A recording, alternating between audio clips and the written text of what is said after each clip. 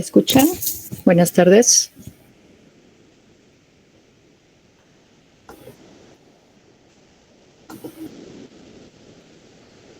Ok, me van avisando si esto está en pantalla completa. Ya estamos en pantalla completa para la presentación. Ok. Entonces, permítanme un segundito, por favor.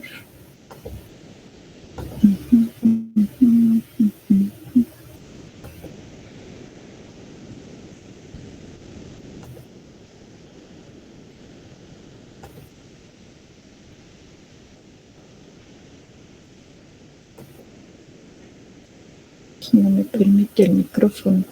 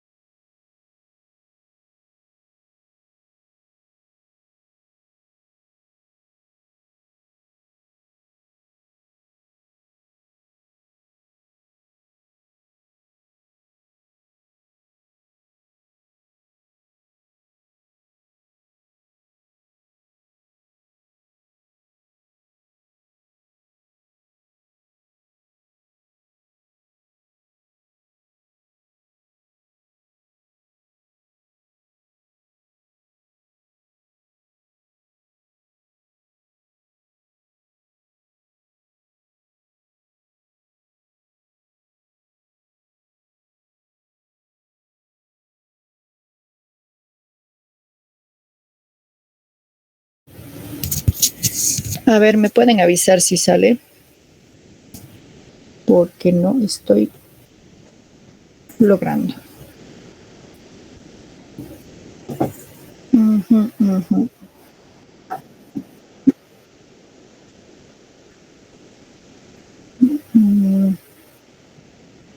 Qué raro.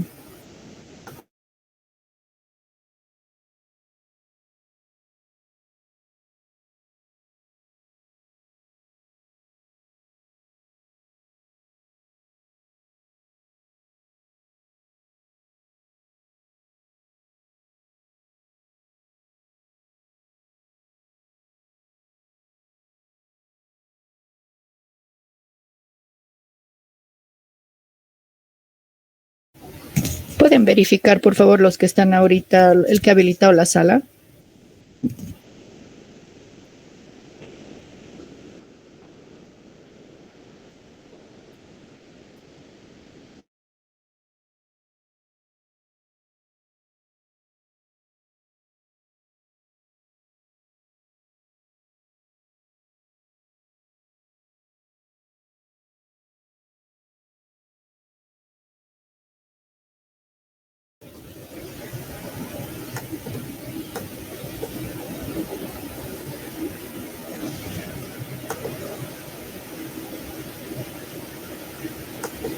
¿Se sigue viendo?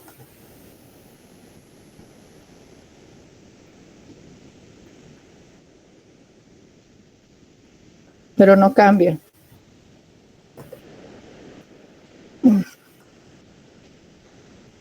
Entonces el problema está aquí. Ay, a ver. Ahorita, es que por eso les digo, estoy presentando, pero no. Ahora sí, salió.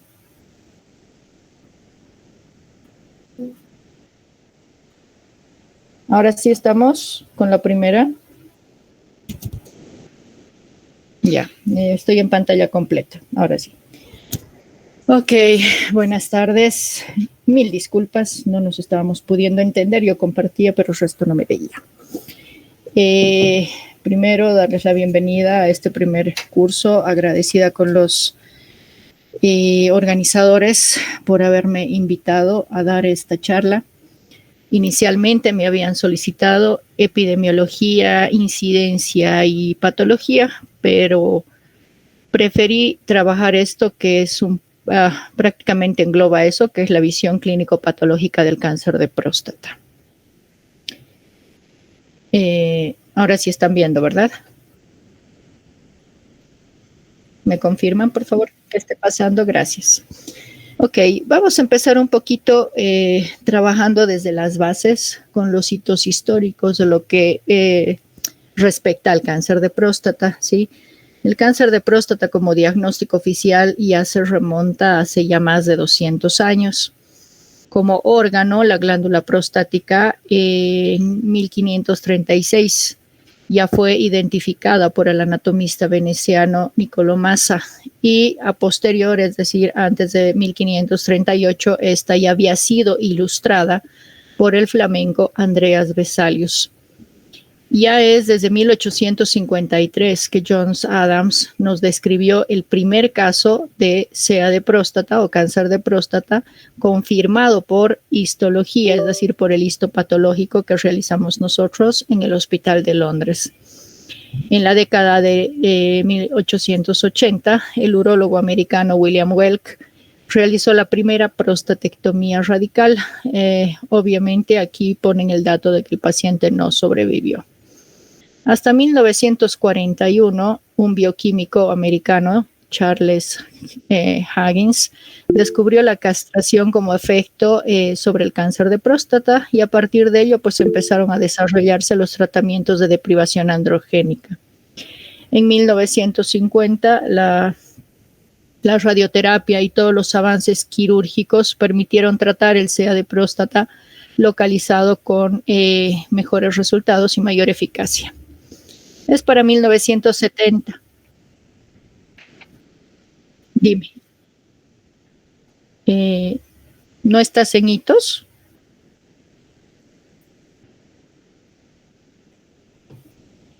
He preguntado.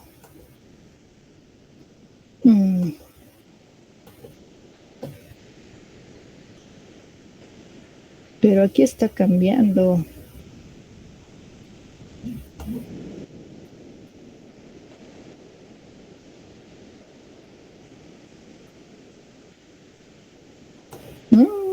Ok. Pues intentemos acá. Es que no me deja dirigir acá.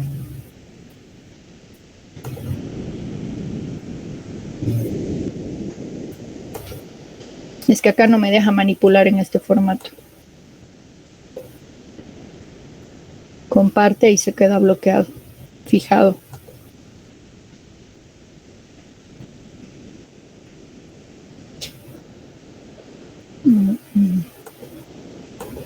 A ver, vamos a ver.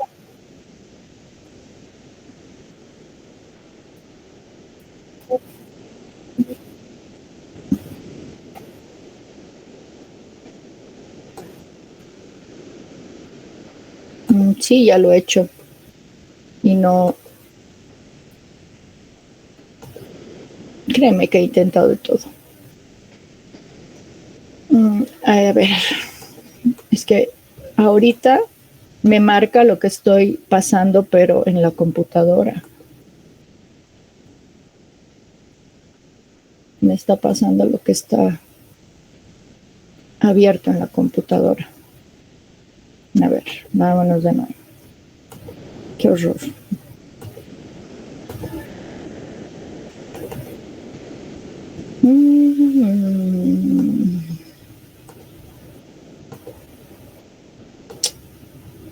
Esto ya estaba.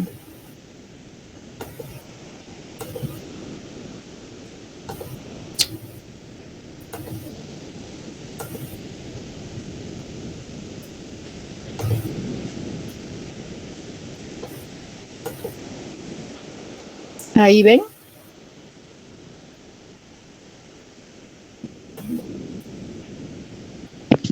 Sí, doctora, se ve, pero no en pantalla completa.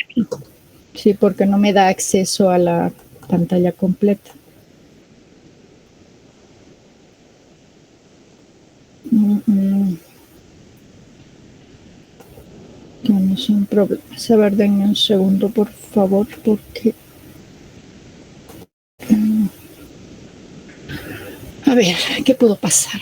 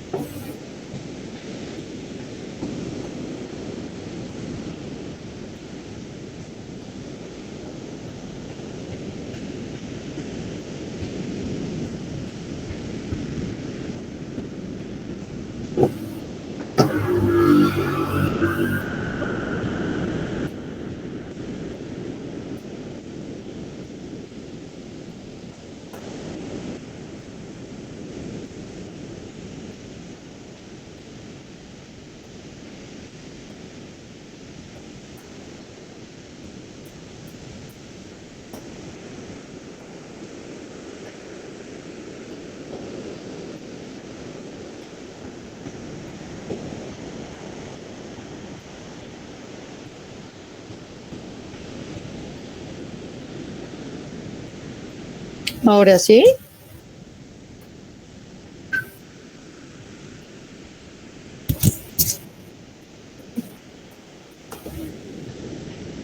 Ok. Ahora sí. Ahora sí. Me lleva. Ok.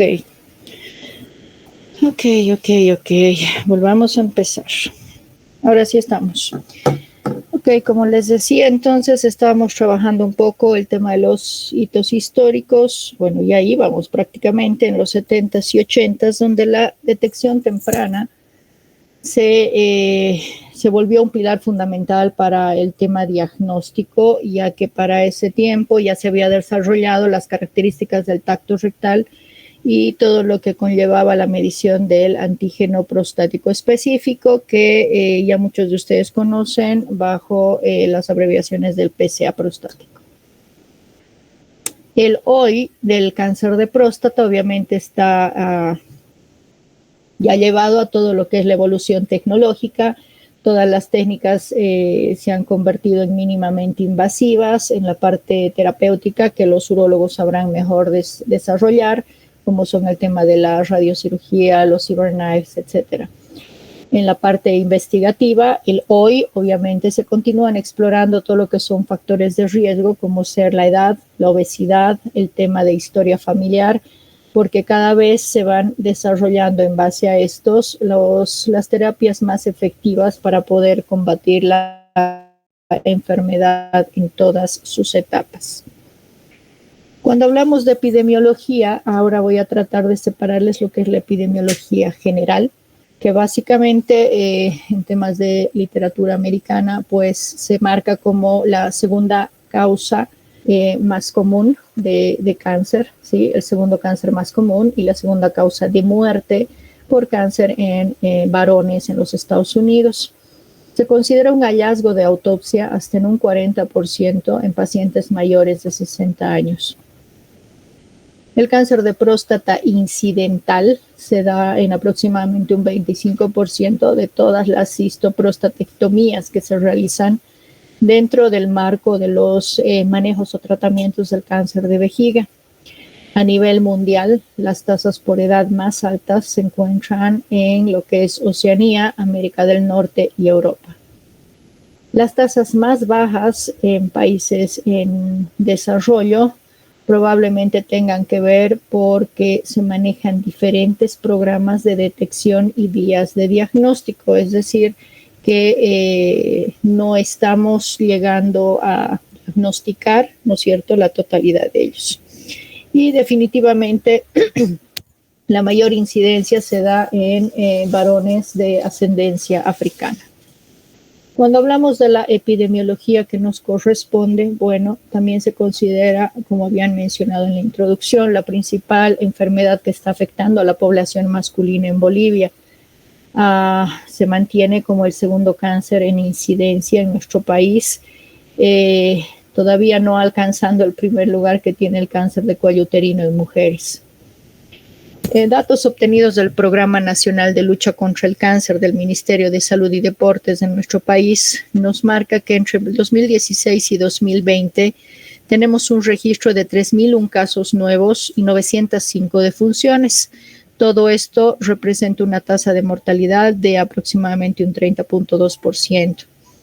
Este porcentaje es significativamente más alto en comparación con otros tipos de cáncer que también tenemos, como son el cáncer de mama, que abarca un 16.4%, y lo que es el cáncer de cuello uterino, que está más o menos al 18.7%. Si se dan cuenta, estamos con el cáncer de próstata prácticamente doblegando. El análisis por grupo etario revela que la incidencia aumenta con la edad.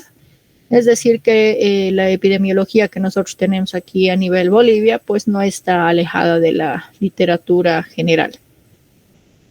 Entre los 50 y 59 años se registraron 280 casos, lo cual en ese grupo etario daba un 1.3% del total. Entre 60 y 69 años, esto ha ascendido a más o menos 849 pacientes, marcando un 4.7% del total. Y definitivamente los grupos más afectados están por encima de los 70 años, con 1.872 casos detectados, representando esto el 62.4%. A nivel Bolivia, La Paz lleva el primer lugar, con 985 casos, representando el 32.8%. Le sigue Santa Cruz de cerca con 900 casos, un 30%, y Cochabamba con 776 casos, equivalente a un 25.9%. Los departamentos con menor incidencia fueron Pando con 5 casos, Beni con 12 casos y la ciudad de Oruro con 24 casos.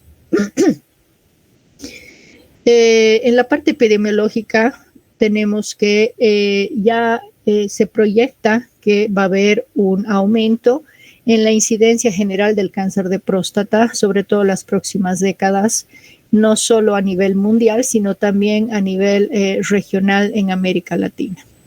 Los factores de riesgo que ya son bien conocidos, la edad, que aumenta a partir de los 50 años, la falta de detección temprana, ya que más o menos el 80% de pacientes son diagnosticados en etapas avanzadas, debido a que en las etapas iniciales o en las primeras fases del cáncer de próstata, estos pueden llegar a ser asintomáticos o en su defecto confundirse con sintomatología habitual del tracto urinario inferior por otra causa.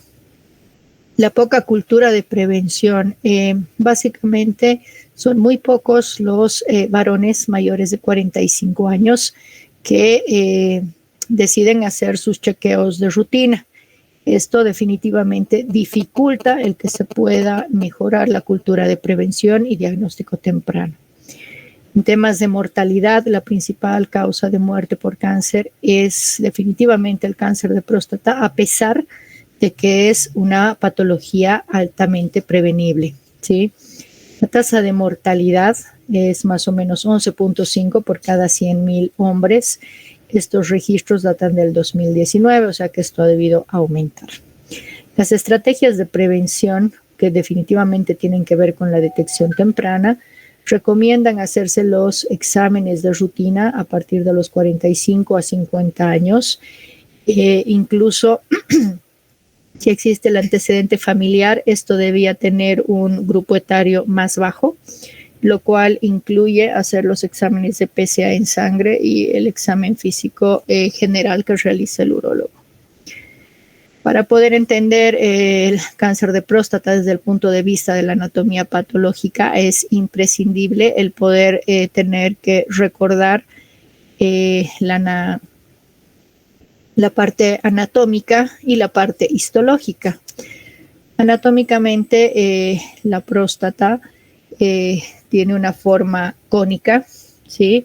Esta forma cónica está en relaciones directas con lo que es la vejiga, el recto. En la cara postero superior tenemos lo que son las vesículas seminales y, todo el tracto interno que va a tener lo que es la uretra membranosa. A partir de la uretra membranosa y una vez localizada la próstata, en sentido de base y apex, tenemos una cara anterior y una cara posterior.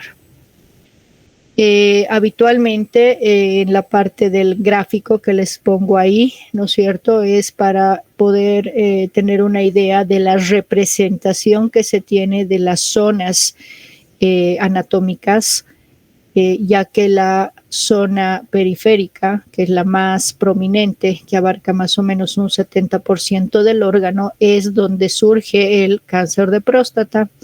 También está la zona de transición, pero que tiene un menor porcentaje, y está la zona central, que obviamente si esta ya se ve afectada, nos habla de una lesión muchas veces agresiva, ¿sí?, que ha logrado cruzar la zona periférica.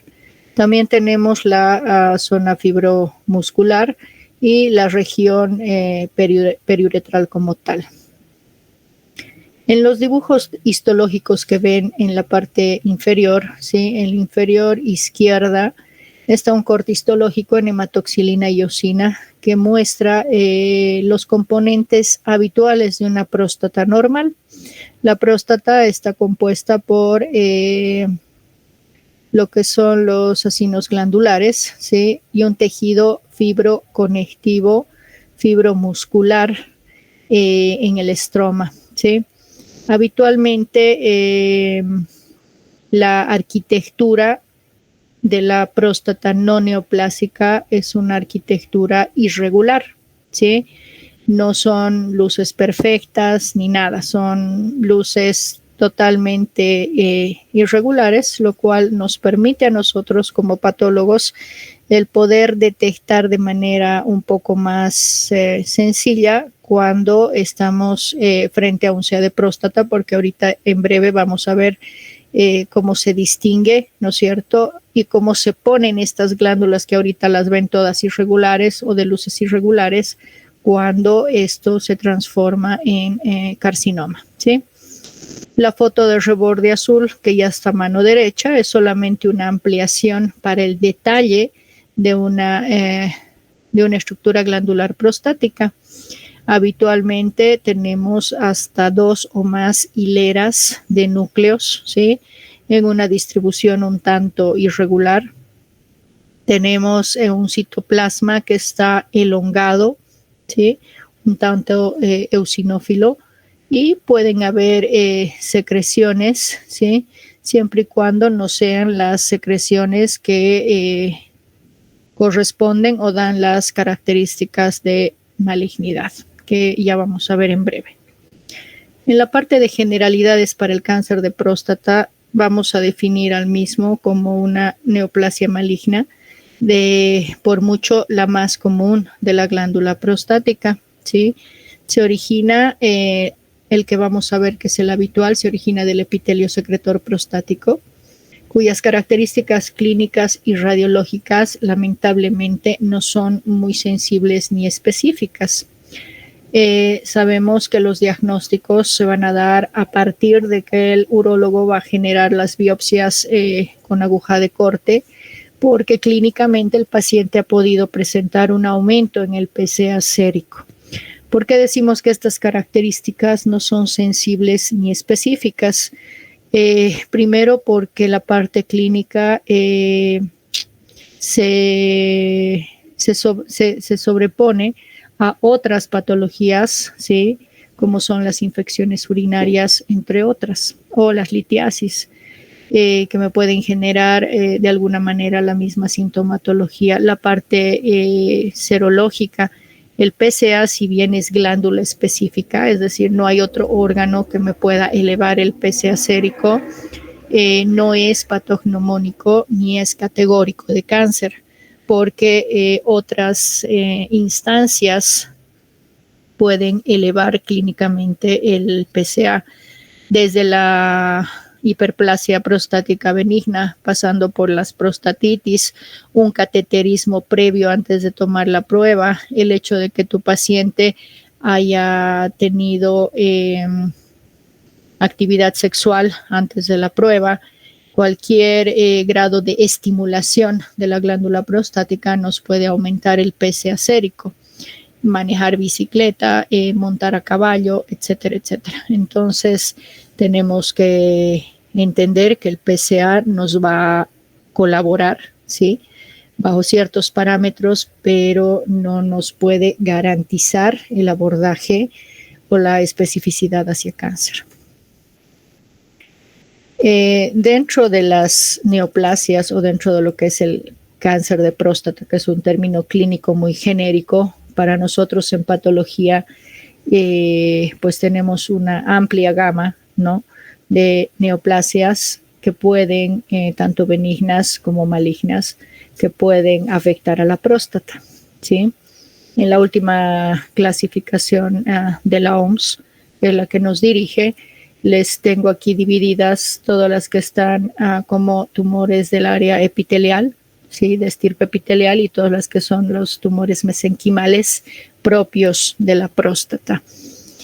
En el grupo de lesiones epiteliales tenemos cistadenomas prostáticos, la neoplasia intraepitelial prostática de alto grado, ¿sí?, lo que es ya el carcinoma intraductal, que vendría a ser como un in situ de la próstata.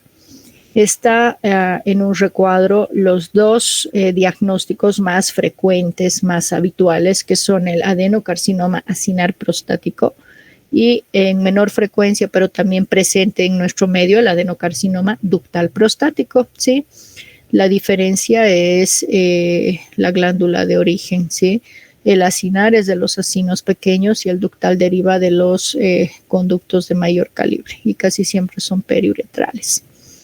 El carcinoma prostático neuroendocrino, que está relacionado con el tratamiento, y también tenemos un grupo de origen o de célula de origen escamosa, ¿sí?, como el carcinoma adenoescamoso a la próstata, el carcinoma escamoso como tal de la próstata y el adenoideo quístico de células basales de la próstata. Cabe recalcar que el carcinoma de células escamosas también son diagnósticos que hemos podido ver en nuestro medio y probablemente la lesión precursora tenga que ver con las metaplasias escamosas que se asocian tanto a la edad del paciente como a los procesos metaplásicos, metaplasia escamosa que se puede dar post-infartos, ¿no?, de la próstata. Los tumores mesenquimales exclusivos de la próstata son tumores que derivan del estroma. Por ende, podemos tener el tumor del estroma prostático de potencial maligno incierto y como tal un sarcoma del estroma prostático. Otras lesiones también son posibles, pero son estudiadas en el contexto de que no exista patología sistémica. En la parte etiológica del cáncer de próstata, sí tenemos que considerar que existen factores de riesgo no modificables, como son la edad. A mayor edad, mayor posibilidad. La raza, definitivamente la raza negra o los descendientes africanos.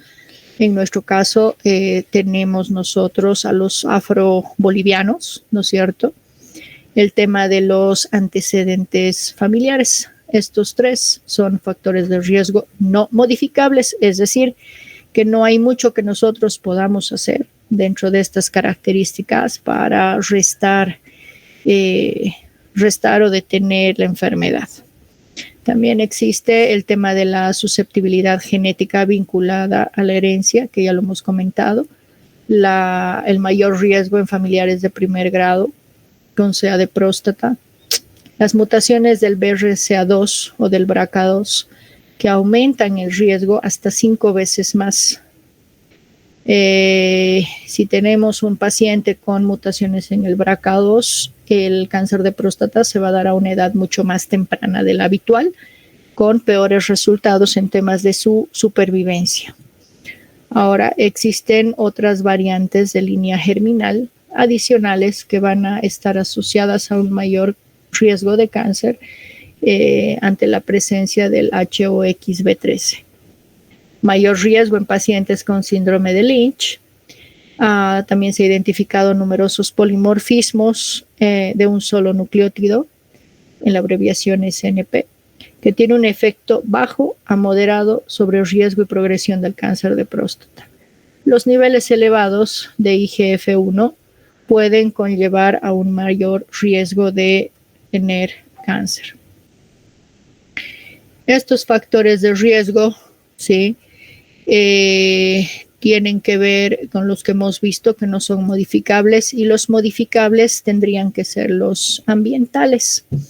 En los ambientales tenemos lo que es el alto consumo de lácteos, de grasa, la falta de ingesta o niveles bajos de vitamina E y selenio, la obesidad como tal, y básicamente la parte geográfica, que ya la habíamos comentado en la parte epidemiológica, y tener en cuenta que así como hay factores de riesgo, hay factores protectores, ¿no? Que básicamente tienen que ser los que vayan a contrarrestar este factor de riesgo ambiental. Por ejemplo, si el factor de riesgo ambiental es la obesidad, nuestro factor protector va a ser que el paciente pueda bajar de peso, ejercicio, comida saludable, ¿no es cierto?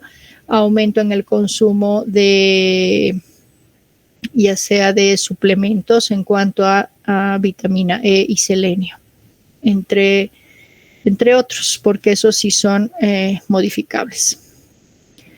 En la fisiopatología del CA de próstata tenemos que las variantes de línea germinal nos van a aumentar por mucho el riesgo del adenocarcinoma de próstata. Existen mutaciones somáticas específicas en genes que se los dejo ahí escritos, ¿sí?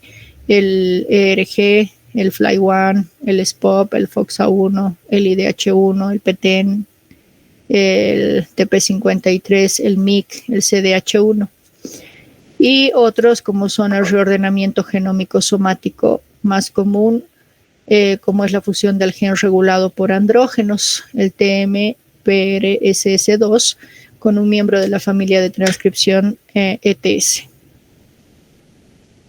La parte clínica, generalmente, como ya lo habíamos comentado, es asintomática, pero obviamente la parte asintomática es cuando el cáncer está en su fase inicial.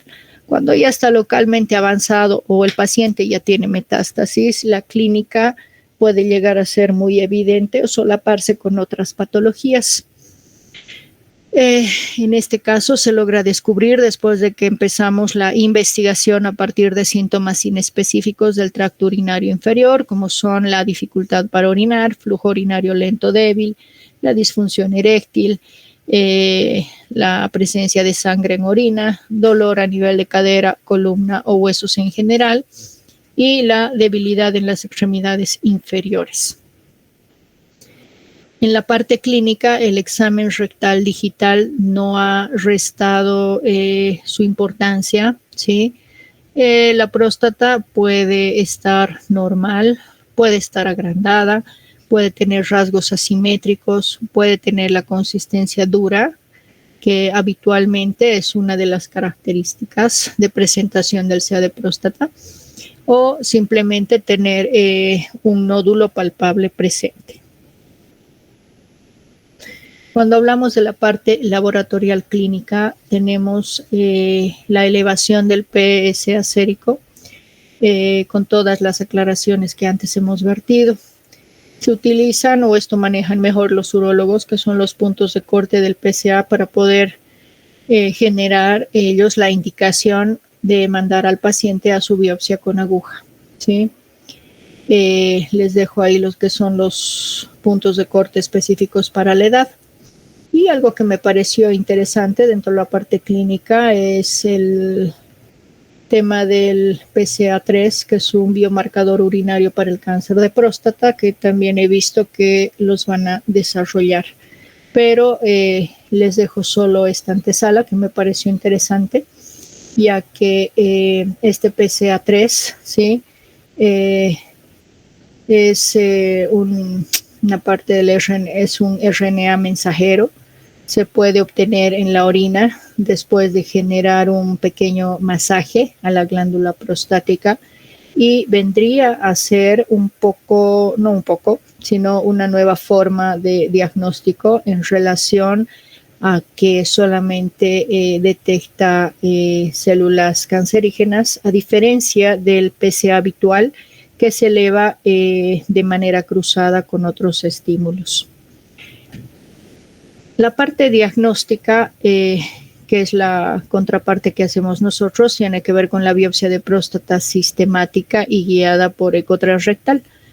El término de sistemática implica que la persona que va a tomar las biopsias, ¿no es cierto?, tiene un orden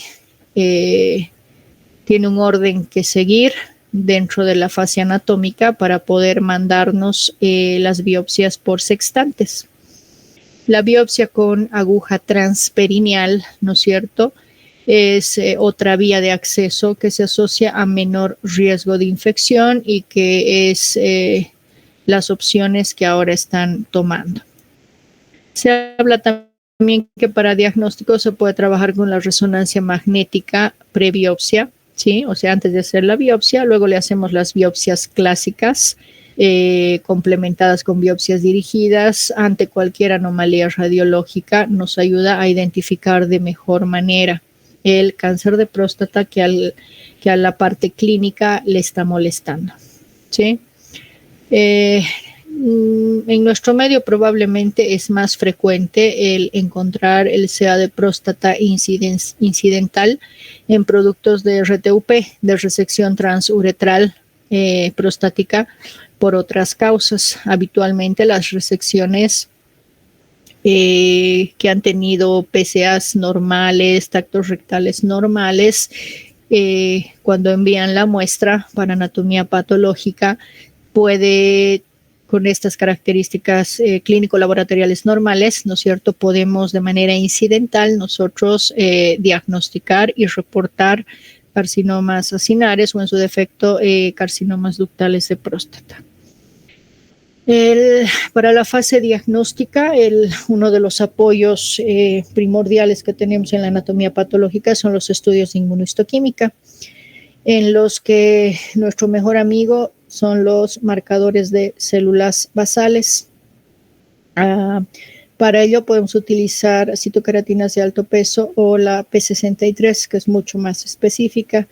Y tenemos a la racemasa, que es la que se utiliza para diagnosticar, sobre todo en los casos que por hematoxilina y eosina el patólogo los da como inciertos o equívocos. Esos son los casos del ASAP, que son proliferación de acinos atípicos pequeños, ¿sí? O los casos de atrofia, que bien pueden confundirse y entrar en los diagnósticos diferenciales. El tema de las células basales tienen mucho que ver con la histología habitual, porque esas glándulas que les mostré, característicamente, no importando su tortuosidad, todas y cada una de ellas tienen la presencia de células basales. La ausencia de las mismas, ¿no es cierto?, ya es un marcador inequívoco de que esa glándula es neoplásica, ¿no? Es cancerígena. Aquí les dejo unas imágenes globales de lo que sería el procedimiento antes de que a nosotros nos llegue las biopsias transrectales, que son cilindros que pueden ser de diferentes tamaños, ¿no es cierto?, pero que mantienen un grosor específico, porque estas son tomadas con aguja de corte.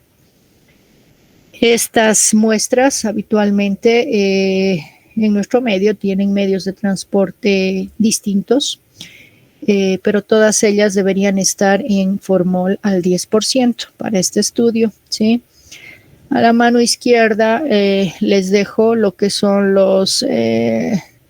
las cápsulas que nos sirven para poder organizar las biopsias transrectales y tener un mejor manejo de las mismas, porque ya vienen con separadores, ¿no es cierto?, que no permiten que las muestras se mezclen. A la mano derecha les dejo un frasquito plástico habitual, que lamentablemente en nuestro medio pues es con lo que contamos. Aquí la técnica de envío va a depender mucho de la escuela del urólogo, o en su defecto del imaginólogo intervencionista. ¿A qué me refiero? Pueden mandarnos 12 frascos, pueden mandarnos, y cada frasco con un espécimen, tratando de simular lo que les muestro en la foto de la izquierda. En su defecto se puede utilizar papel filtro para poder separar con números, ¿sí?, los sextantes, y tener 2 frascos, uno para derecha y otro para el lóbulo izquierdo. O hay otra variante, que son 3 frascos por lado, apex, medio, base, y en cada uno de ellos pues hacen la distribución de acuerdo a lo que sacan. Esto es ya un poco más un tema de comunicación entre el que manda la muestra y el patólogo para obtener un informe lo más completo posible. Esto es solamente una referencia gráfica dentro de una glándula prostática. Esta es una prostatectomía radical, y es radical porque presenta, como pueden ver ustedes, presenta nosotros le decimos sus orejitas, sus orejitas de conejo, que son las vesículas seminales, ¿sí? Y si se fijan, ahí hay 12 localizaciones, 6 por cada lado. A eso llamamos los sextantes. Cuando hablamos de sitios anatómicos de afección, la mayoría de los CEAs de próstata son multifocales, ¿sí? Pero hasta un 80% son sí o sí de zona periférica, posterior, posterolateral.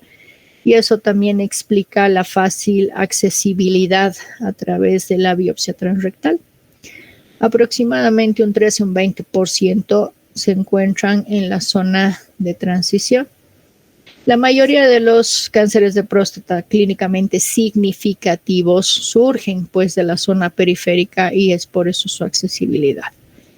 No obstante, el CEA de próstata en la zona de transición tiene características patológicas un poco más favorables y una mejor supervivencia sin recurrencia.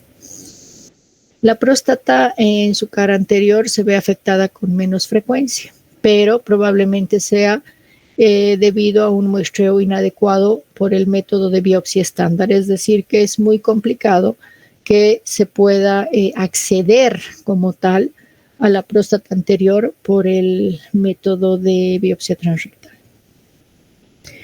Macroscópicamente, el SEA de próstata, ¿sí?, no siempre es ópticamente visible, ¿ok? La foto izquierda superior es una glándula prostática producto de una prostatectomía radical, donde se logran ver las vesículas seminales, por ahí están los conductos, ¿sí?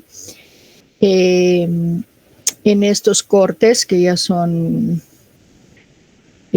cortes sobre el eje mayor de la próstata, donde tenemos que dejar, o sea, se deja ver la uretra en la parte central, se logra definir que hay una cara anterior, una cara posterior, un lateral izquierdo y un lateral derecho. Estos son los cortes que habitualmente nosotros hacemos para poder hacer la inclusión en parafina y luego pasar al proceso, ¿sí? Si se fijan en la foto inferior izquierda, la flechita que dice cáncer tiene una coloración amarillenta muy clásica. Es una localización pues prácticamente de libro, ¿no? Es periférica, es superficial, tiene una coloración amarillenta muy característica que difiere de los del área periuretral, tanto en la cara anterior, posterior, con nódulos visibles que podrían ser parte del contexto de una hiperplasia prostática benigna sin mayor problema. Ya en la foto de la derecha es un esquema de cómo nosotros en patología hacemos los cortes de exposición para poder revisar, ¿no es cierto?, la localización del nódulo o de los nódulos que se pudieran encontrar. Los cortes para evaluar la base y el ápice o apex, que son los dos extremos con flechitas, ¿sí? Son cortes diferenciados. Si se fijan, tienen tinta. Nosotros marcamos con una tinta de tejido para poder distinguir el contacto de la célula neoplásica para poder dar la correspondencia de límites positivos o negativos, ¿sí? Acá simplemente han pintado todo lo que era la cara anterior y posterior. Hay otros protocolos que se pueden manejar. De hecho, hay uno que es del doctor Álvaro Padilla, que es un paisano, es un boliviano que se ha quedado a residir en México, y él hace un esquema bastante interesante para patólogos, donde se pinta la próstata de varios colores para hacerlo. Eso tiene un tono más académico, más didáctico, ¿no? Ahorita, con que nosotros podamos definir el cara anterior, cara posterior, el resto se puede trabajar con los cortes que hacemos. Esta es una fotografía macroscópica de lo que vendría a ser la resección transuretral de la próstata. Algunos mandan como chips prostáticos. Igual la nomenclatura es muy referente a su lugar de formación. Y pues muchas veces es en estos pequeños pedazos de próstata resecada donde encontramos el cáncer, y son muestras que, si se fijan, la cantidad de tejido es no más generosa, son 2, 4, 6, 8, son casi 10 centímetros, deben ser 10 por 5. Entonces, en próstatas inferiores a 100 gramos habitualmente procuran esta forma de resecar la glándula. Este es un montaje, un macromontaje, donde se puede ver histológicamente la flecha negra con los puntos negros. Les está marcando la zona del hallazgo histológico del cáncer, ¿sí? Entonces, fíjense, esa tinta negra eso ya no, la línea negra finita del borde, es así como queda la tinta que ponemos, porque para evaluar la positividad se tiene que ver que la célula neoplásica está tocando la tinta, ¿sí? Si no toca la tinta, el límite está libre, es decir, el paciente ha quedado sin células neoplásicas en contacto. No obstante, no se valora solo un fragmento, ¿verdad? Como han visto, son múltiples cortes los que se meten, más aún si estamos hablando de una prostatectomía radical. Y la otra cosa que se evalúa en este tipo de piezas, ¿sí? Porque esta es una glándula completa, es la afección extraprostática, ¿sí? Que se define por tener contacto con tejido adiposo. A nivel microscópico o histopatológico, ya es el trabajo que tenemos nosotros de manera específica en lo que es la microscopía de luz. Ocupamos la tinción clásica de la hematoxilina iosina o el HY, donde lo que valoramos como patólogos es la clasificación de Gleason, que prácticamente es un marcador de arquitectura tumoral. Lo primero que se ve en la próstata, que entre nosotros decimos primero se analiza todo en panorámica, es porque tenemos que revisar la arquitectura. ¿Qué quiere decir eso? Que frente a la histología normal, que son glándulas distorsionadas, va a saltar a la vista, les vamos a mostrar en fotitos, va a saltar a la vista lo que es la arquitectura distorsionada por el carcinoma, ¿sí? Existen características citológicas que deben de acompañar a ese desorden arquitectural que marca el Gleason. Entre ellas están el agrandamiento nuclear, ¿sí? ¿Alguien está con su micrófono? Ok. El agrandamiento nuclear. Y les pongo en mayúsculas y negrillas el macronucleolo, es decir, que no solamente crece el núcleo, sino tenemos un nucleolo que parece un ojito. Este tiene que ser rojizo y tiene que ser ópticamente visible. Los núcleos habitualmente se vuelven monomorfos, ¿sí? Las glándulas de ser distorsionadas se vuelven más pequeñas, con luces rígidas, como unas donitas, ¿ok? El citoplasma cambia a anfófilo, es decir, ya no es el clásico citoplasma eosinófilo que teníamos en las glándulas normales. Obviamente, si hay un carcinoma, dependiendo del grado, vamos a ver las mitosis, ¿sí? Menos, más frecuentes, y los cuerpos apoptósicos. La desmoplasia estromal es muy importante porque esto nos permite identificar que ya esa glándula está con carácter infiltrativo. Pueden existir contenidos intraluminales que nos permitan orientar hacia cáncer, ¿sí? Como son los cristaloides, las secreciones amorfas rosadas o la mucina azul. En la parte arquitectural podemos ver las glomerulaciones, o también están los micronódulos de colágeno. Ya les voy a mostrar unas fotitos para que puedan ver. Estos hallazgos entran en lo patognomónico para favorecer un diagnóstico de cáncer de próstata. Lo más relevante y lo que más buscamos, y a veces no está al alcance de la microscopía óptica, es decir, de nuestros ojos, para el patólogo, es la ausencia de la capa de células basales. Habíamos dicho que esto es una condición sine qua non, esto es patognomónico. Si se pierde la célula basal, eso es cáncer, no importando el aspecto arquitectural que tenga.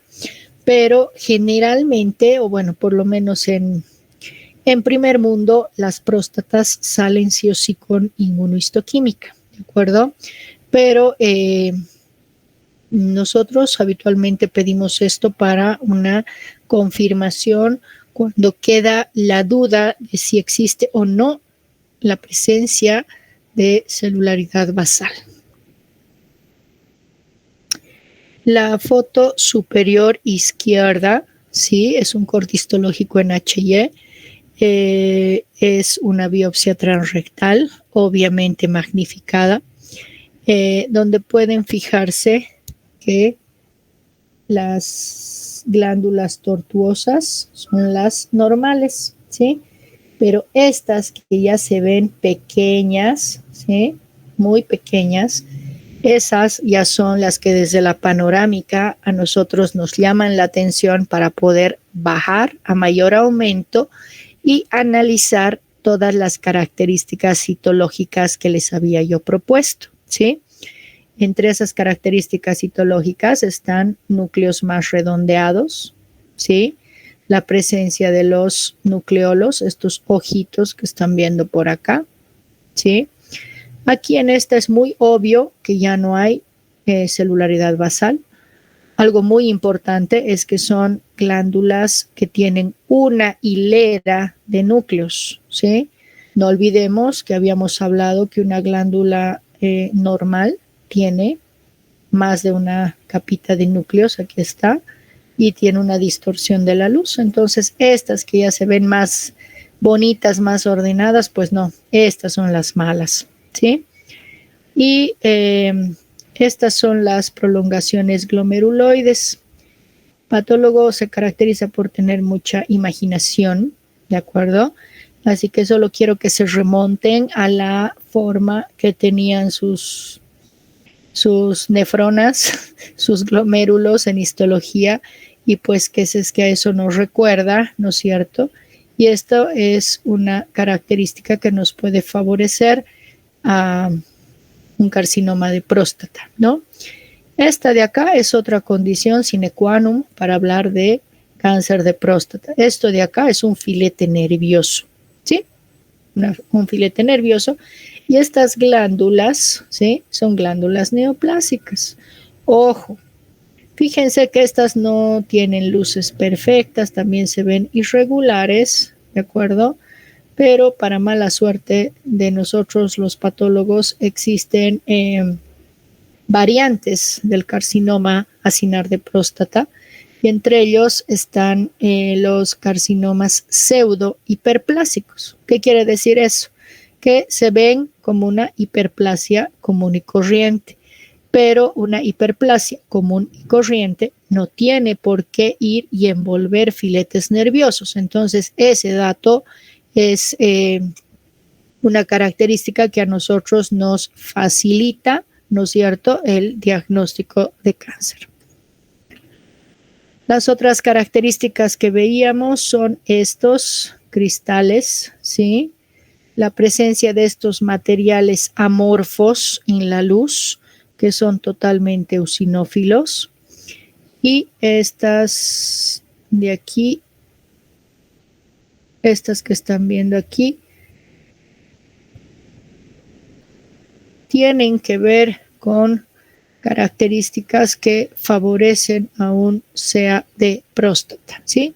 Más allá de lo antes descrito. Habíamos dicho que para cáncer de próstata tenemos que trabajar la arquitectura. Para todos los que son estudiantes de tercero, justo estamos con el tema del grado histológico. Y en próstata, a diferencia de otros órganos, el grado histológico se trabaja definitivamente por la parte arquitectural, y es la descripción de Gleason, que es el cuadrito a la mano derecha. Ese es el cuadrito básico que se hizo en su momento. ¿Han habido modificaciones desde entonces? Claro que sí. Las modificaciones se las pongo en el cuadrito de la izquierda, pero que básicamente nos habla de que de acuerdo a la forma y conducta que tengan estas glándulas, la arquitectura que tengan, nosotros le vamos a dar patrones morfológicos. Estos patrones morfológicos tienen números 1, 2, 3, 4 y 5. El 1 se discute mucho porque prácticamente es como hablar de una glándula, entre comillas, normal, al igual que el 2. Entonces, nosotros para el Gleason ocupamos a partir del patrón 3, ¿sí? Donde tenemos glándulas neoplásicas, pero si se fijan, a pesar de estar juntas unas con otras, mantienen su individualidad, es decir, no se juntan.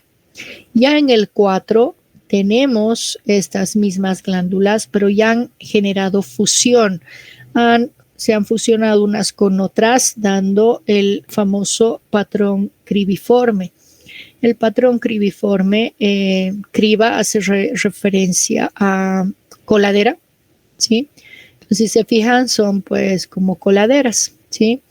Este patrón cribiforme como tal tiene una relación pronóstica para los urólogos y es importante que el patólogo les pueda informar cuando está presente y en qué cuantía. Más aún si esto excede el 10% de la muestra que han mandado. Y el patrón 5, que es, vamos a llamarlo así, el más feo, el más agresivo, ¿sí? Tiene que ver con celularidad suelta, es decir, células que están sueltas, que característicamente en la literatura se describen como células en fila india. Podemos tener un patrón sólido, es decir, que todas se junten y no veamos una sola luz. El mismo patrón cribiforme 4, pero a este se le suma lo que es la comedonecrosis. ¿Qué significa eso? Que tenemos la criba y al centro hay necrosis tumoral, ¿no? Necrosis central. También podemos tener un patrón sólido habitual con necrosis. Y esos son los 5 patrones infiltrativos que marca Gleason.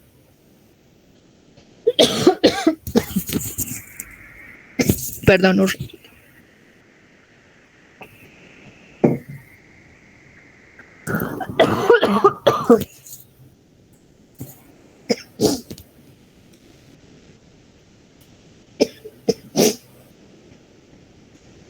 ok. Tenemos también lo que es el grupo grado de la ISUP. Sí, esto es la forma de darle el grado a los urólogos a partir del patrón de Gleason. Esto ya se ha normatizado y esto es parte de lo que tenemos que hacer dentro del ejercicio de la patología. Esto les va a brindar a ellos los grupos de riesgo, ¿sí? Para su manejo. Si bien nosotros vamos a sacar la suma de Gleason, se va a hacer a partir de los patrones que nosotros encontremos en esa biopsia. Los patrones pueden ser mixtos, los patrones pueden ser únicos. Es decir, yo puedo tener una próstata en la que solo tenga un patrón 3. Entonces, mi suma va a ser el patrón más frecuente, es decir, el que más hay, que va a ser el 3, y el patrón que segunda, que va a ser el 3. Entonces, ahí vamos a poner 3 más 3 igual a 6, ¿sí? Y ese, por ejemplo, el 3 más 3 igual a 6, es el grupo grado 1, que habitualmente son los que entran como bien diferenciados, corresponden a los de bajo grado, ¿sí? Ya cuando hacemos combinaciones del patrón 3 y 4, hay 2 sumas que son iguales. La 3 más 4 igual a 7 y la 4 más 3 igual a 7. El punto es que el primer número siempre expresa el patrón que más predomina. Entonces, por obvias razones, si predomina el patrón 3, ¿no es cierto?, va a ser menos agresivo que si predomina el patrón 4. Entonces aquí la regla de que da 7, 7 y 7 no son lo mismo, aunque sumen un número igual, porque lo que se fija el urólogo es el patrón que predomina. Por eso es grado grupo 2, cuando predomina este patroncito, el 3, sube a grado grupo 3 si predomina el patrón 4 sobre el 3, ¿sí? Ya cuando estamos en el grado grupo 4, ¿sí? Aquí ya lo más frecuente es el 4 más 4, ¿sí? Que puede tener luces mal formadas, pueden estar fusionadas o pueden estar en el patrón cribiforme que les decía. Entonces, más allá de avisarle al urólogo que tenemos un patrón 4, también corresponde el mencionar cuando está presente el patrón cribiforme, ¿sí? También ahí les presentan lo mismo, ¿no? La relación de suma para 8 en el 3 más 5 y el 5 más 3, bajo la misma lógica de que no importando qué número va adelante y va detrás, en este caso la presencia del patrón 5, ¿no es cierto?, ya mantiene a todos estos en este grupo grado 4, ¿sí? Y finalmente el 5, que tiene que ver con sumas de 9 y 10, que pueden ser 4 más 5, 5 más 4, 5 más 5, ¿sí? Ahí, como definitivamente ya hay patrones poco diferenciados, hay presencia de necrosis, este grado grupo ya viene a ser como el más agresivo de todos, ¿no? Y la conducta biológica obviamente se le expresa al urólogo clínicamente. Nosotros tenemos lo que son los reportes diferenciados dependiendo qué es lo que nos mandan, ¿sí? La resección transuretral de próstata que les he mostrado no está considerada como un método para diagnóstico de cáncer, pero sí lo que es la biopsia transrectal de próstata y también el poder categorizar el estadiaje dentro de la prostatectomía radical. Cuando hablamos de las biopsias de próstata, es decir, las transrectales, ¿sí? Habitualmente tenemos que poner la variante histológica que hemos encontrado.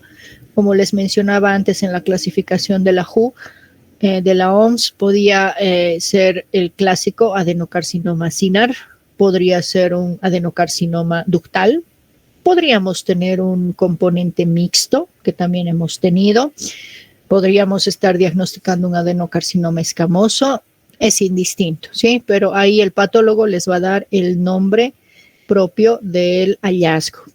Tenemos que poner como patólogos el número de fragmentos involucrados, es decir, me manda 6 cilindros, de esos 6 cilindros, cuántos están afectados del lado derecho, cuántos están afectados del lado izquierdo.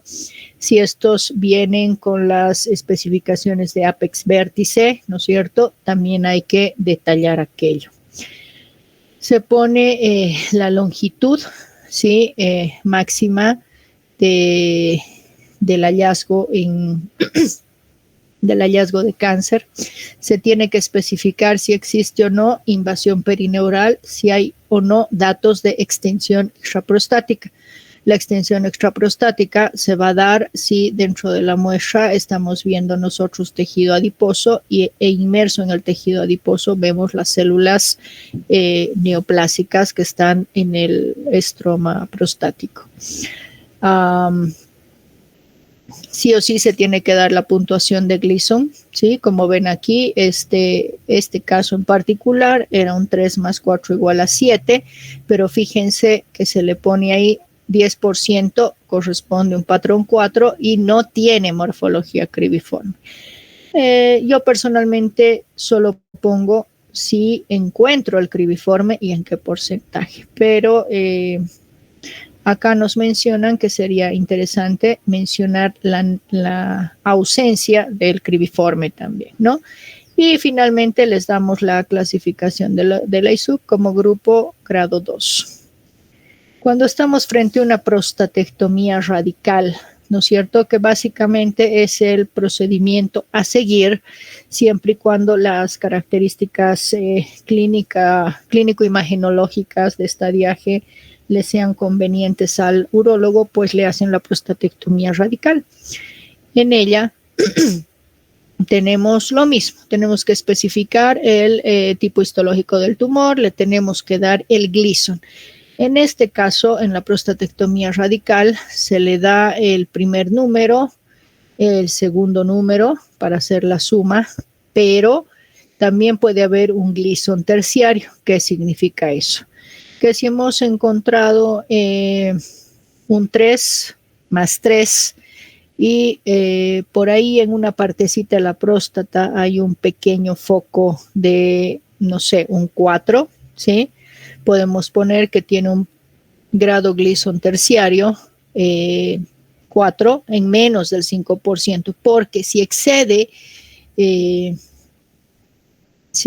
al 5%, ¿no es cierto? Ahí recién tendríamos que ponerlo. Si no, no lo mencionamos.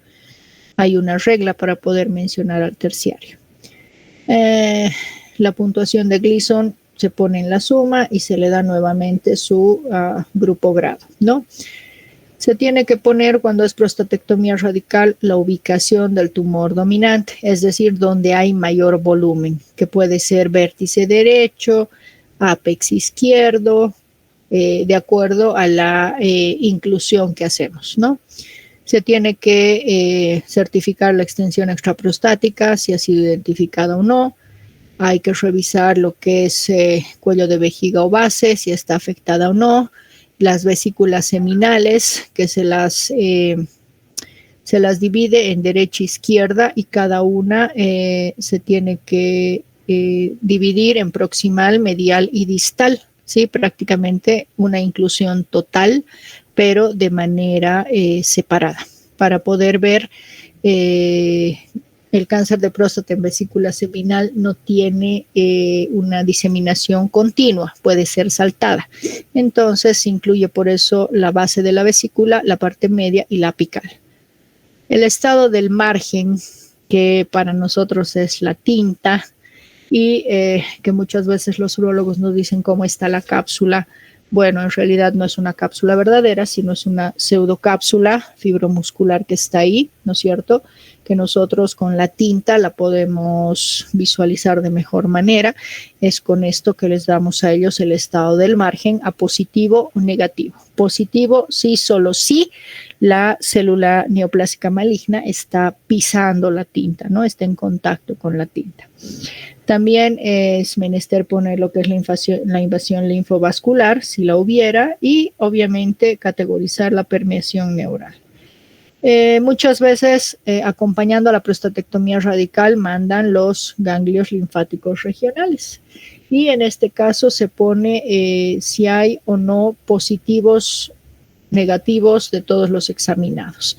Y de acuerdo a eso se le ofrece al urólogo, ¿no es cierto?, el estadio del tumor y de los ganglios. En este caso, la conclusión de todo lo que les he leído anteriormente es un PT2, un PN0. Les dejo aquí este documento, está al acceso de todos. Es del Colegio Americano de Patólogos, la CAP, ¿sí? Que está todo el tiempo actualizándonos en relación a los protocolos para reporte, ¿sí? Entonces, lo que nosotros utilizamos está guiado por este protocolo y aquí les dejo nada más para que tengan una idea. Este protocolo solamente se puede aplicar en el caso que les he mostrado de la prostatectomía, ¿sí? O prostatectomía y que venga como prostatectomía radical. No sirve para aplicarlo en biopsias por aguja ni las resecciones ni las resecciones transuretrales, ni tampoco las famosas enucleaciones que se hacen cuando el paciente tiene hiperplasia prostática. También acá nos dan una guía de que este protocolo no nos serviría si lo que encontramos son tumores uroteliales, linfomas como tal, o sarcomas que se consideren de los tejidos blandos. Y este es el estadio de clasificación en la mano derecha en patología, ¿sí? El PTNM, que difiere del TNM que les estamos enseñando en la parte de anatomía patológica, ¿no? A los de tercer año, porque el TNM, eso es lo que se hace a nivel clínico a partir de nuestro informe. Nuestro informe, al ser de patología con hallazgos anatomopatológicos, es un PTNM, ¿ok? Y como verán, esto siempre les he dicho es un poco complicado pensar en que se pueda uno memorizar porque esto está todo el tiempo actualizándose de manera dinámica, ¿sí? Pero eso es para que tengan una idea. Hay una parte que es definitivamente un dolor de cabeza para el patólogo, que son los diagnósticos diferenciales en la histología, es decir, en la microscopía de luz, que muchas veces nos generan conflicto con los colegas urólogos porque cuesta a veces entender que existen muchas entidades que a nosotros definitivamente nos pueden confundir. Dentro de lo que es la rutina, ¿no? El HY, nosotros podemos ocupar lo que son los cortes profundos, ¿sí?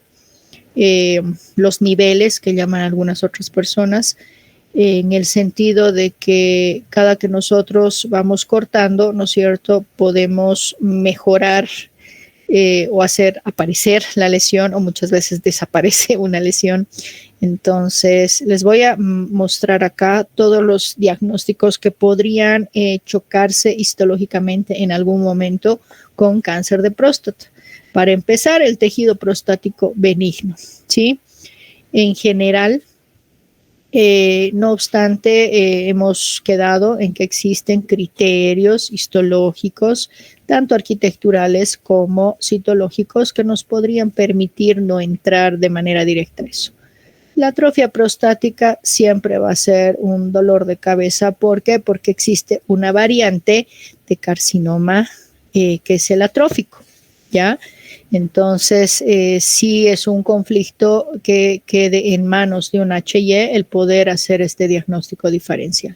Las famosas adenosis, que por definición son una alteración arquitectural, o sea, son glándulas más pequeñas, están agrupadas, generan como lóbulos y obviamente a la microscopía llaman la atención, pero ayuda mucho para la parte del patólogo que no cumple los criterios citológicos del cáncer de próstata. Está aquí el famoso ASAP, ¿sí? Que por mucho es el más complicado y el que definitivamente debe ir a inmunohistoquímica para poder definir el tema de la presencia u ausencia de células basales, porque son acinos pequeños. Si bien no tiene una tipia citológica tan significativa como un CA de próstata clásico, cuesta mucho integrar que no cumpla todos los criterios. Está también la neoplasia intraepitelial prostática, los famosos PINs, pero solamente entraría el famoso PIN de alto grado, que sería el grado 3, ¿no? Obviamente la tipia arquitectónica no es tanta y las neoplasias intraepiteliales prostáticas conservan sus células basales. Entonces acá se puede de alguna manera intentar en el HY, pero va a seguir siendo un refuerzo la inmunohistoquímica con tinciones para membrana basal. La hiperplasia posatrófica, que también puede ser un conflicto al momento de analizar las próstatas, ¿sí? Las atrofias parciales, las atipias que se dan por radiación o post-radiación y el carcinoma urotelial. Muchas veces el carcinoma urotelial, por la proximidad que tiene con la próstata, los tumores derivados de la vejiga pueden llegar a infiltrar la próstata y las características son muy similares a los carcinomas acinares de alto grado. Y por ende, ahí habitualmente el patólogo les recomienda que se pueda hacer nomás la inmunohistoquímica para poder definir si la célula tiene un origen prostático o un origen urotelial, ¿no? Esto porque obviamente no es lo mismo manejar para el urólogo un primario vesical con infiltración a próstata que un primario de próstata que probablemente incluso se esté yendo hacia la vejiga. Existen también pruebas de histoquímica y no solo de la inmuno, ¿no es cierto? Se pueden detectar estas mucosustancias ácidas que sí tienen un cambio de color en el HY, pero son mejor detectadas con tinciones del tipo azul alciano o hierro coloidal, ¿sí?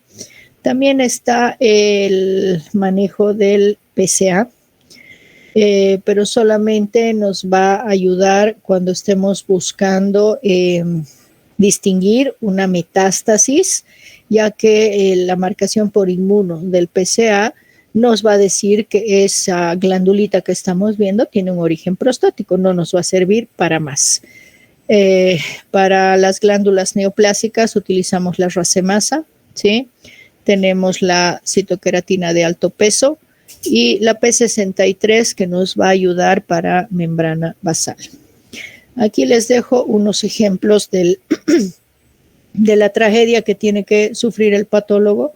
En la imagen HY vemos un grupo que es definitivamente una distorsión arquitectural, ¿sí? Glándulas más pequeñas, que nuestro problema sería distinguir si esto solamente es una atrofia, ¿sí? O es un CA de próstata que podría corresponder en este caso a un Gleason 3. Y si se fijan, la inmunohistoquímica tiene un fondo azul, ¿sí? Lo que está pintando cafecito es lo positivo. Esta glándula tortuosa, que ya desde el HY se ve una glándula no neoplásica, pinta perfectamente el P63 en sus bases, ¿sí? Entonces, esta es una glándula no neoplásica que nos sirve de control interno. Y fíjense que todas las glándulas sospechosas, incluso estas otras, ¿sí? Todas ellas carecen de la pinturita alrededor, la pinturita café. Entonces, esto hace que esto sea un carcinoma acinar en variante atrófica. Vamos con otra, ¿sí? Lo mismo. Ya desde la arquitectura, estas glándulas pequeñas, al patólogo, pues ya, ¿no? Le ponen los pelos de punta, bajamos, revisamos lo que es la citología, puede que no quede claro porque podrían ser simplemente igual glándulas atróficas. Aquí hay una glandulita un poquito normal. Cuando nos lanzamos a la inmunohistoquímica, sobre todo para P63, podemos ver acá cómo una glándula normal pinta de manera perfecta, ¿sí? Y todas las glándulas que no tienen celularidad basal están activas, lo cual nos permite dar el diagnóstico de un adenocarcinoma igual en variante atrófica. Este es el otro problema, ¿sí? Que histológicamente todo se vea hiperplásico, porque aquí es muy poco lo que puedo ver y aún así no son luces rígidas, ni mucho menos. Entonces, mandamos a inmunohistoquímica, ¿sí? Y fíjense que son pocas, ¿sí? Las glándulas que aún conservan su P63. Eso quiere decir que prácticamente todo esto que parecía hiperplasia normal, entre comillas, es un carcinoma pseudo hiperplásico. Un poquito de lo que es la neoplasia intraepitelial prostática o el PIN, ¿sí? Que podemos verlo tanto en los ductos grandes como en los acinos pequeños. Esto puede ser multicéntrico. Esta es la lesión precursora, ¿sí? Del cáncer de próstata. Histológicamente muestra estratificación, agrandamiento nuclear, puede haber pleomorfismo y alteraciones en la cromatina. Se dividen en bajo, alto grado, y el bajo grado es el 1-2, que el 1 se recomienda no integrarlo al informe, ¿sí? Porque no tiene relevancia. Y a partir del 2 y sobre todo el 3 se puede mencionar en el informe esto como una especie de alerta, ¿no es cierto?, para el clínico en relación a que este hallazgo sumado a lo que el urólogo tenga imaginológica, serológica y clínicamente, ¿no es cierto?, lo pueda mantener en alerta para controles o simplemente para definir el tipo de procedimiento. Aquí hay una foto de lo que sería un bajo grado, que si se fijan, bueno, a ojo simple no se le encuentra mayor cosa, hasta podría pasar por una glándula normal, ¿sí? Pero los núcleos son de características distintivas acá, ¿no? Núcleos más grandes. Y acá una de alto grado, donde ya incluso se van haciendo proliferaciones hacia la luz como penachos. Cuando hablamos de diseminación y metástasis, ¿sí?, habitualmente el SEA de próstata puede irse a través de los conductos mayores, puede irse a través de los acinos, puede invadir el estroma fibromuscular y ahí agarrar los espacios perineurales y hacer la permeación neural, o puede agarrarse tanto vasos sanguíneos como linfáticos, ¿sí?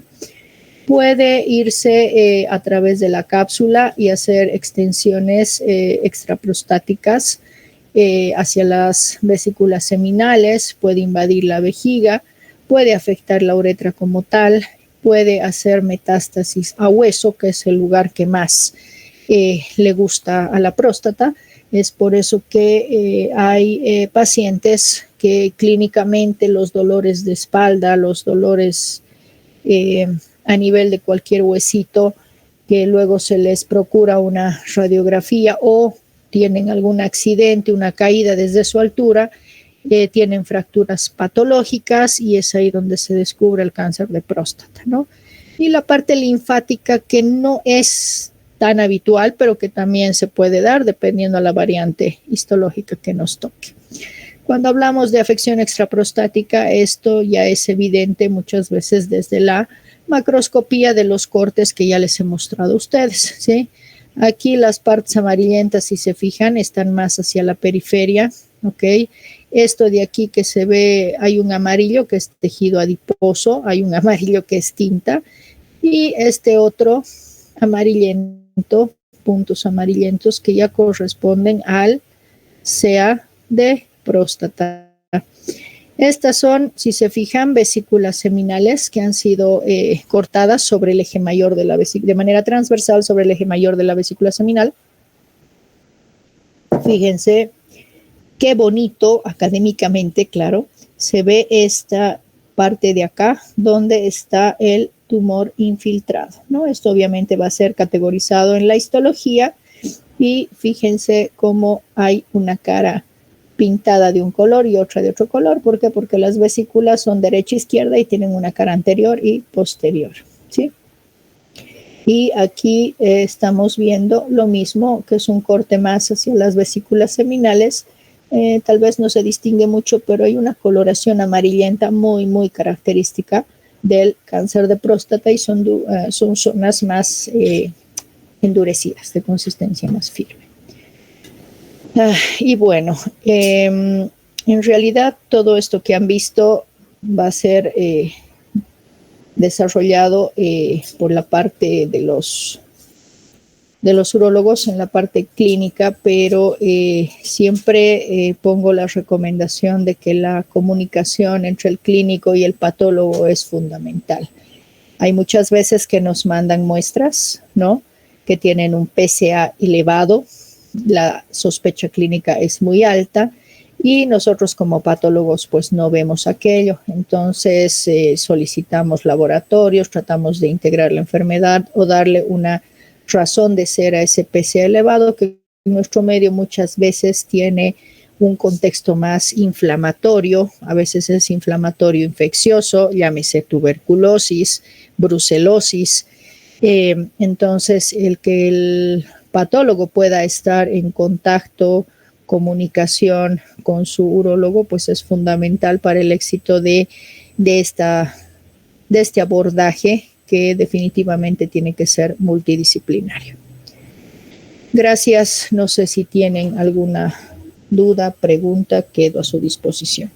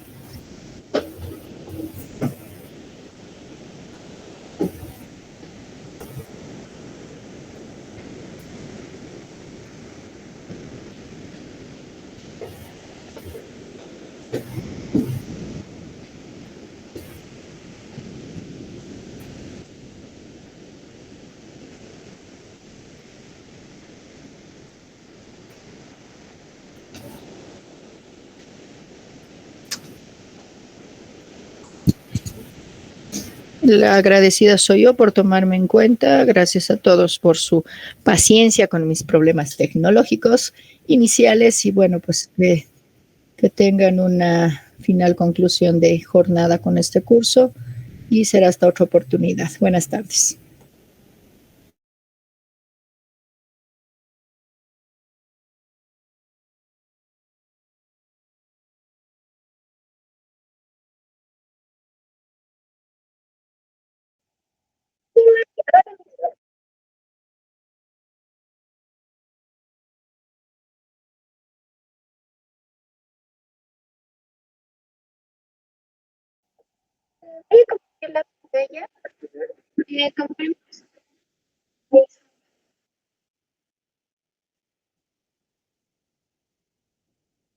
Se observa mi pantalla, ¿verdad?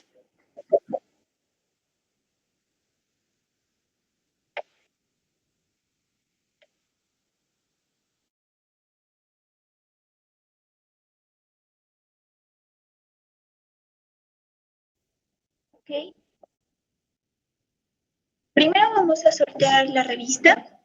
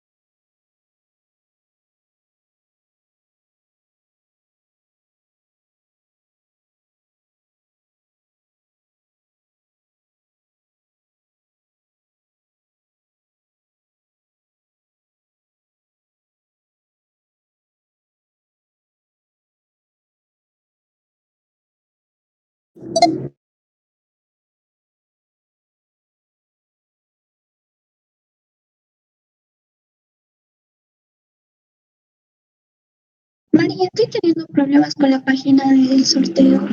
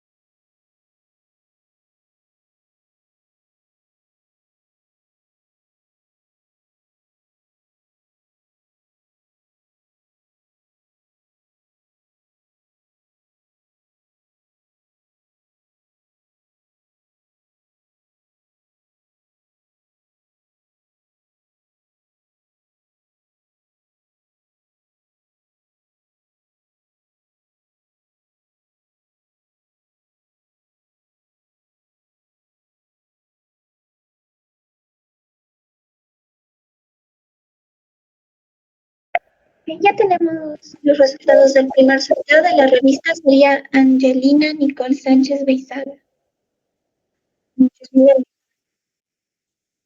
Sí, presente.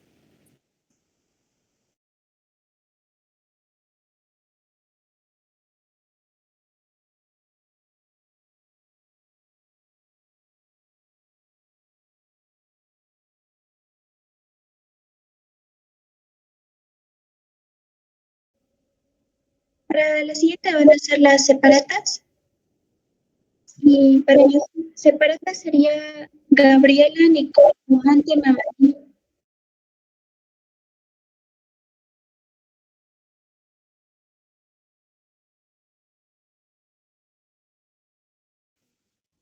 Bueno, volvemos.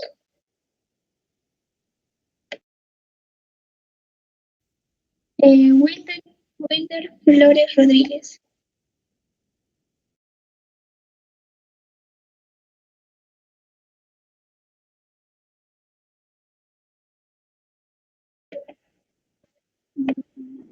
Bueno, quedan dos separatas y la ecografía. Char Claudio Romani Rojas.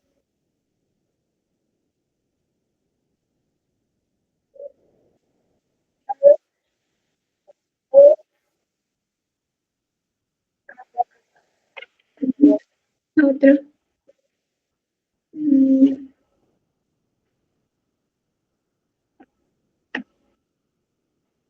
Teresma García.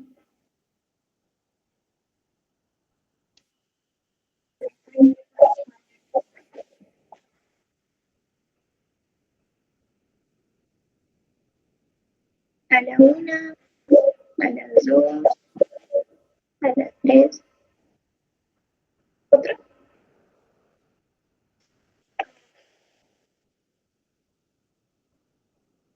Jefe Ataís Rodríguez Villarroel.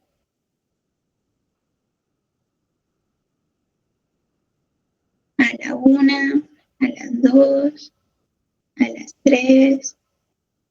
Otro.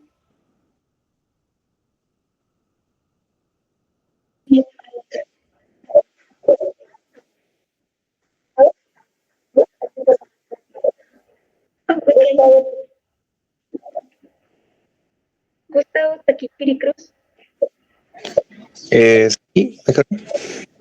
Buenas tardes.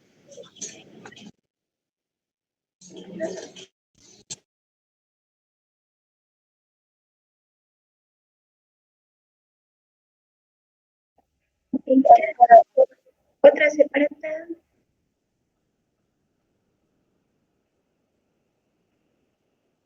Rizeli Marioli Choque Amaru. A la 1, a las 2 y a las 3.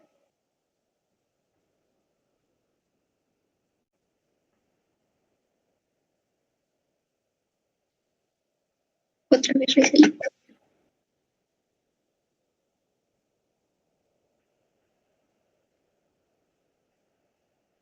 Murit Hilari Humérez Bravo.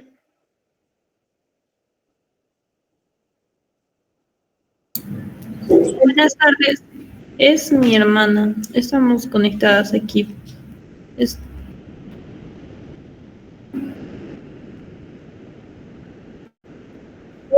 no eran dos separatas, ¿no?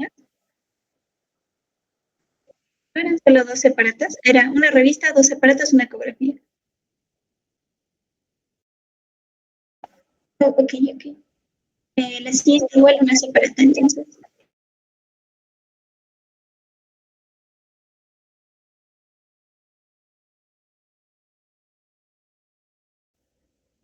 Raúl Augusto Terrazas Laguna.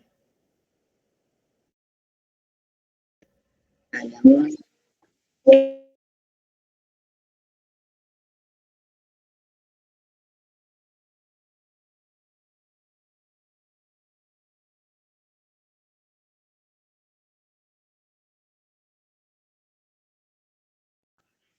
William Alex Guardia Peñafiel.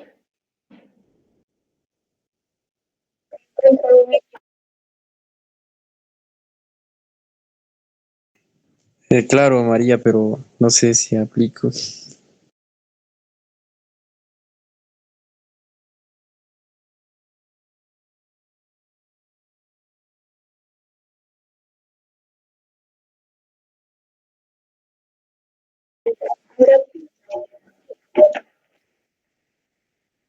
Por último, la ecografía, Ariana Nicole Galvarro Trigo.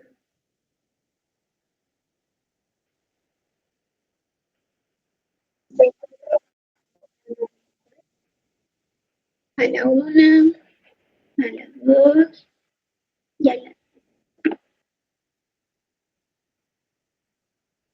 Leni Alessandra Vargas Marca.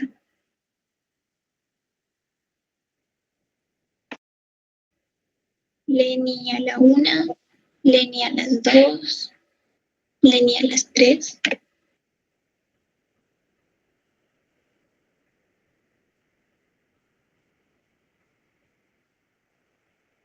Darwin Rudy Campero Guzmán. ¿Encuentra Darwin?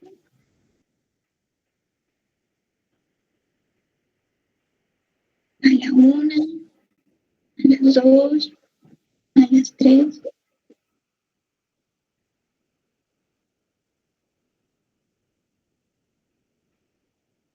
Ailet Dana Andia Chávez. Ailet Dana Andia Chávez. ¿Se encuentra? A la una, a las dos, a las tres. Natalie Agassi Obando Condori.